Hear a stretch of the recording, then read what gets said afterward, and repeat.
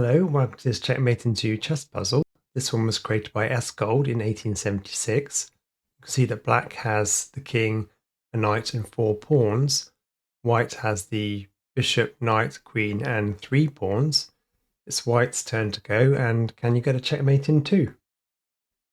If you move the queen to d6, the black king can slide over. You can then move the knight in, but black can push the e-pawn. And then you can finally checkmate in 3, but not 2.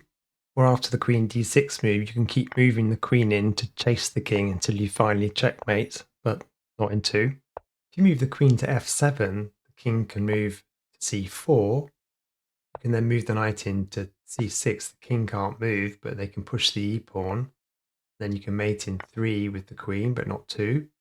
Okay, let's take a look at the solution to this one. So pause the video if you need more time. So to get the checkmate in 2, you need to move the queen to f4. If the knight takes the queen, you can move the knight to c6 to checkmate in 2. If the king moves to c4 instead of the knight taking the queen can move to e4 to checkmate the king in 2.